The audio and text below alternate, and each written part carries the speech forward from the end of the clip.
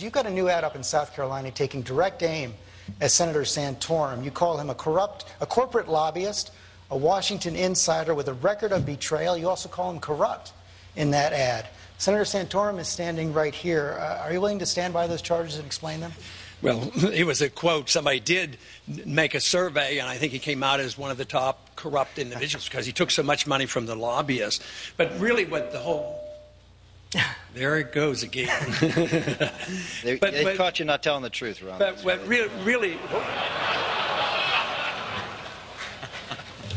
really counts is his record. I mean, he's a big government, big spending individual because, he preached the fact that he wanted a balanced budget amendment but voted to raise the debt to 5 times. So he is a big government person.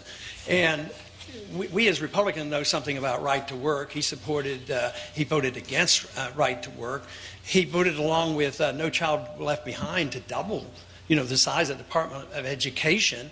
And he also voted for a prescription drug program. So he's a big government person, along with him being very associated with the lobbyists and taking a lot of funds. And also, where did he make his living afterwards? I mean, he became a high-powered lobbyist in Washington, D.C., and he's done quite well. We checked out Newt on his income. I think we ought to find out how much money he's made from the lobbyists as well. A lot of charges there, Senator. Yeah, I was going to say, do I have 20 minutes to answer these? Let's talk about the corruption issue. The group that called me corrupt was a group called CREW. If you haven't been sued by CREW, you're not a conservative. CREW is this left-wing organization that puts out a list every election of the top Republicans who have tough races and calls them all corrupt because they take contributions from PACs. It's a ridiculous charge, and you should know better than to cite George Soros-like organizations to say that they're corrupt. So that's number one. Ron, I'm a conservative. I'm not a libertarian. I believe in some government. I do believe that government has, that as a senator from Pennsylvania, that I had a responsibility to go out there and represent the interests of my state. And that's what I did, to make sure that Pennsylvania was able, in formulas and other things, to get its fair share of money back. I don't apologize for that any more than you did when you earmarked things and did things when you were a congressman in Texas. As far as the money that I received, I think I'm known in this race, and I was known in Washington, D.C. as a cause guy. I am a cause guy. I care deeply about this country and about the causes that make me, that I think are at the core of this country. And when I left the United States Senate, I got involved in causes that I believe in. I went and worked at the Ethics and Public Policy Center and wrote on the cause of Iran, and wrote and lectured all over this country. I got involved with a healthcare company. Why? Because I was afraid of what was going to happen, and I was asked by a healthcare company to be on their board of directors. Now, I don't know whether you think board of directors are lobbyists. They're not. That's the private sector experience that I'm sure that Mitt would approve of. I also worked for a coal company. As I mentioned the other day, my grandfather was a coal miner. I grew up in the coal region. And when I left the United States Senate, one of the big issues on the table was cap and trade and global warming, and I wanted to stay involved in the fray. So I contacted a local coal company from my area, and I said, look, I want to join you in that fight. I want to work together with you. I want to help you in any way I can to make sure we defeat cap and trade. And so I engaged in that battle, and I'm very proud to have engaged in that battle. Congressman Paul, you accept it? Well, it is true. I believe Congress should designate how the money should be spent. I agree with that. But the big difference between the way I voted and the senator voted is I always voted against the spending. I voted against all the spending. There's only been a couple appropriations bills I voted for in the past, 26 years I've been in Washington. So you're a big spender. That's all there is to it. You're a big government conservative. And you don't vote for, right to work and these very important things. And that's what weakens the economy. So to say you're a conservative, I think, is a stretch. But you've convinced a lot of people of it. But somebody has to point out your record. I would convince. I think I have an opportunity to respond here. I've convinced a lot of people of it because my record is actually pretty darn good. I supported and voted for a balanced budget amendment, the line item veto. I voted, in fact, I used to keep track when I was in the United States Senate of all the Democratic amendments and all amendments that increase spending. I put on the board something called a spendometer. If you look at my spending record and you take all the, quote, spending groups, I was rated at the top or near the top every single year. I go back to the point. I am not a libertarian, Ron. I agree with you. You vote against everything. I don't vote against everything. I do vote for some spending. Okay, I do think George, government has a role to play, particularly in defense. We'll let everybody get in here, but at first I wanted to bring in Governor Perry on this. We'll stay on this subject. Don't worry about it. I'll let you back in here, Ron. You've called Senator Santorum the king. I think you've just seen a great example of why I got in this race. Because I happen to think that I'm the only outsider, with the possible exception of John Huntsman, who has not been part of the problem in Washington, D.C. The insiders in Washington, D.C. We have to nominate someone that can beat Barack Obama, that can get the Tea Party behind them, that can go to Washington, D.C. and stop the corrupt spending that has been going on. And it doesn't make any difference whether you're an insider from Washington, D.C. or you're an insider from Wall Street. That is what Americans rightfully see is the real problem in America today. They want someone who has a record of executive governing experience, like I have in Texas. I've been the commander-in-chief of 20,000 plus troops that get deployed. I have been the governor of a state that has created 1 million net new jobs. That is a record that American people are looking for.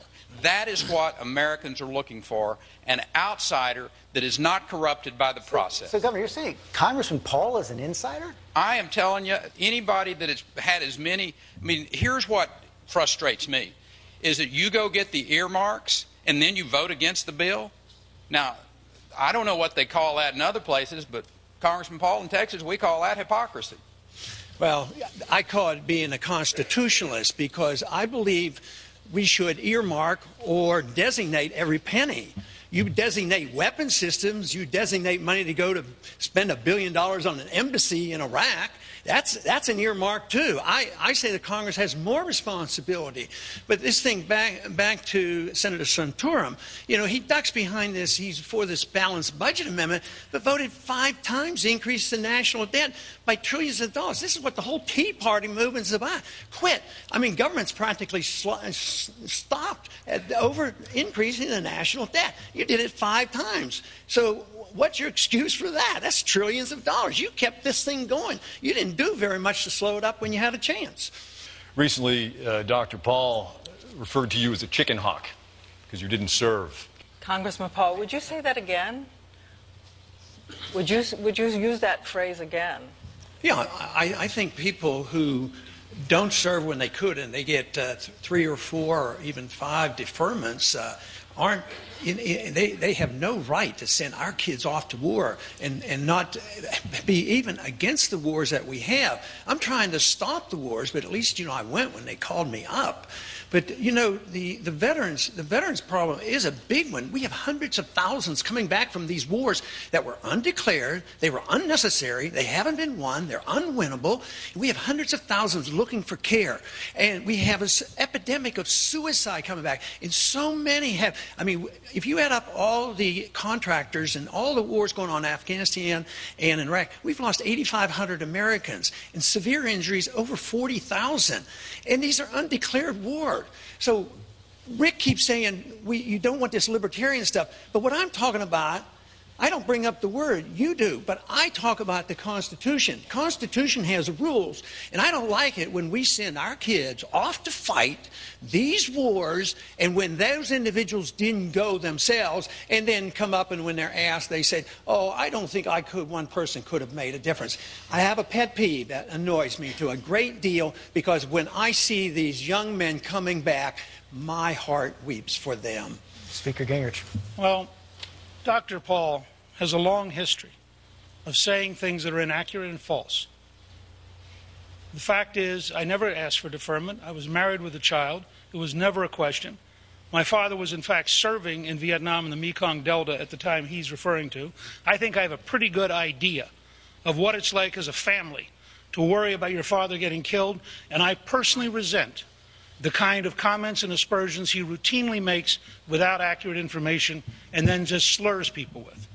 I need one quick follow-up. When I was drafting, I was married and had 2 kids, and I went. I wasn't eligible for the draft. I wasn't eligible for the draft. Congressman Paul, while we're on the subject of the Speaker has said that you've had a history of inaccurate statements. There has been quite a bit of controversy over this newsletter that went out under your name. A number of comments that were perceived as racist, as inaccurate.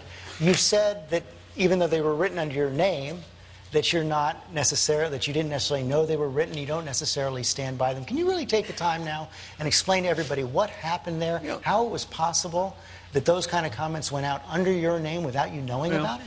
It's been explained many times, and there were things written 20 years ago approximately that I did not write. So concentrating on something that was written 20 years ago that I didn't write, is diverting the attention from most of the important issues. But the inference is obvious that, and you even bring up the word racial overtones. More importantly, you ought to ask me what my relationship is for racial relationships. And one of my heroes is Martin Luther King, because he practiced the libertarian principle of peaceful resistance and peaceful civil disobedience, as did Rosa Parks did. But also, I'm the only one up here and the only one in the Democratic Party that understands true racism in this country. It's in the judicial system, and it has to do with enforcing the drug laws. Look at the percentages. The percentage of people who use drugs are about the same with blacks and whites, and yet the blacks are arrested way disproportionately. They're prosecuted in prison way disproportionately. They get the death penalty way disproportionately. How many times have you seen a white rich person get the electric chair or get execution? But poor minorities have an injustice, and they have an injustice in war as well, because the minorities suffer more. Even with a draft, they suffer definitely more, and without a draft, they're suffering disproportionately. If we truly want to be concerned about racism, you ought to look at a few of those issues and look at the drug laws, which are being so unfairly enforced. George, this is an unusual topic that you're raising. The states have a right to ban contraception. I can't imagine a state banning contraception. I can't imagine the circumstances where a state would want to do so. And if I were a governor of a state or a legislator of a state, I would totally and completely oppose any effort to ban contraception. So you're asking, given the fact that there's no state that wants to do so, and I don't know of any candidate that wants to do so, you're asking, could it constitutionally be done? We can ask our constitutionalist here. I'm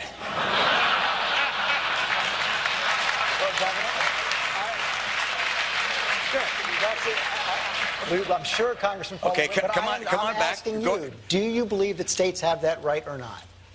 George, I don't know whether the state has a right to ban contraception. No state wants to. I didn't know whether I got time when it was favorable or not. But thank you. No, I think the Fourth Amendment is very clear. It is explicit in our privacy. You can't go into anybody's house and look at what they have or their papers or any private things without a search warrant. This is why the Patriot Act is wrong, because you have a right of privacy by the Fourth Amendment. As far as selling contraceptives, the Interstate Commerce Clause protects this, because the Interstate Commerce Clause was originally written not to impede trade between the states, but it was written to facilitate trade between the states. So if it's not illegal to import birth control pills from one state to the next, it would be legal to sell birth control pills in that state. Senator Santorum? What's the question? The question. Congressman Paul, let me bring this to you. You're running here in the Republican primary, but you haven't promised to support the party's nominee in November, and you refuse to rule out running as a third-party candidate if you fail to get the nomination. Why not rule that out? Well, I essentially have. It's just that I don't like absolutes, like I will never do something. But no. Never vote for a debt ceiling. Please don't interrupt me. So I have said it in the last go-around. I said they asked me that about 30 times. I think maybe you've asked me 4 or 5 already, and the answer is always the same. No, I have no plans to do it. I don't intend to do it, and somebody pushed me a little bit harder, and I said, why don't you plan to do it? I says, I don't want to. So I have no intention, but I don't know why a person can't reserve a judgment and see how things turn out. In many ways, I see the other candidates as very honorable people, but I sometimes disagree with their approach to government, and I'd like to see some changes. I want to see changes where they're talking about a little bit of a difference in foreign policy, an interest in the Federal Reserve, a change in the monetary policy. We haven't heard one minute of talk about cutting any spending. This talk previously about cutting the military spending, that's cutting proposed increases. This is why I have proposed that we cut a whole $1 trillion the first year. If we're serious as Republicans and conservatives, we have to cut. So I want to put as much pressure on them as I can. But besides, I'm doing pretty well. You know, third wasn't too bad. I wasn't too far behind it. Doing pretty well. Catching up on Mitt every single day. Foreign policy is something that a lot of people think is your Achilles heel when it comes to getting elected. You have said that you wouldn't have authorized the raid to get Osama bin Laden. You think that a nuclear Iran is really none of our business. How do you reconcile that when part of your job as president would be to I think that's a misquote. I don't want Iran to get a nuclear weapon. I voted to go after bin Laden, so that, you know, takes care of that. But, you know, this business about when to go in, I don't think it's that complicated. I think we've made it much more complicated than it should be. Yes, the president is the commander-in-chief, but he's not the king. And that's why we fought a revolution, not to have a king and decide when we go to war. We would have saved ourselves a lot of grief if we only had gone to war in a proper manner. And the proper manner is the people elect congressmen and senators to make a declaration of war, and then we become the commander-in-chief and we make these decisions. But we went into Afghanistan, we went into Iraq, and now we're in Pakistan. We're involved in so many countries. Now they want to move on to Syria, and they can't. There's some in Washington now can't wait till they start bombing Iran. We have to change this whole nature. You know, something happened this week I thought was so encouraging, and it reminds me of how we finally talked to the Chinese. I mean, they had killed 100 million of their own people, but we finally broke the ice by playing ping pong.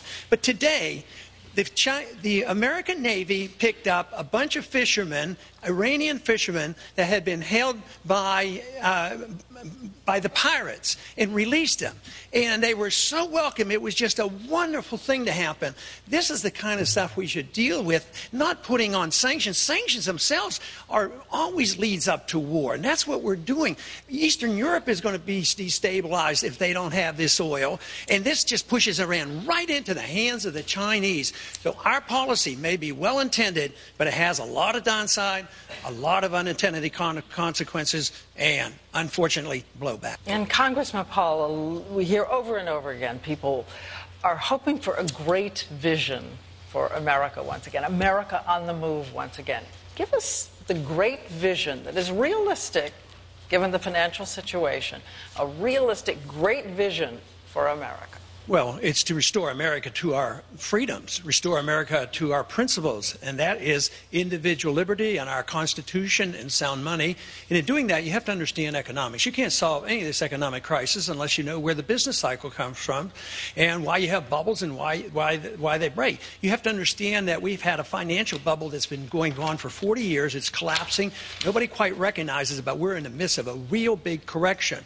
And the only way you can get back to growth is you have to liquidate the debt. But instead of liquidating debt, what we have done is the people who build up the debt on Wall Street and the banks, we've had the American taxpayer bail them out. We bought it through the Federal Reserve and through the Treasury, dumped it on the American people. The middle class is now shrinking, and we don't have jobs. But if you're an individual or a businessman, if you're consuming everything you're earning just to finance your debt, you can't have growth. So we have to liquidate debt. This is the reason I call for cutting spending. The only one that's calling for real cuts. You have to have real cuts. That's what the Republican Party used to stand for. But you can't liquidate debt. You can't keep bailing out the debt. That's what Japan has done for 20 years, and they're still in their doldrums. We did it in the Depression. We're into this now for 5 years, and it has to end. It's only going to end after we understand the business cycle. Saturday night, again, as we meet. So if you weren't here running for president, Governor Perry, what would you be doing on a Saturday night? I'd probably be at the shooting range. Instead of being shot at. Yeah. Speaker Gingrich? I'd be watching the college championship basketball game. Football game. I mean, football game. It's okay. I'd be doing the same thing with my family. We'd be huddled around and we'd be watching the championship game. Afraid it's football. I love it. Yeah. I'd be home with my family, but if they all went to bed, I'd probably read an economic textbook.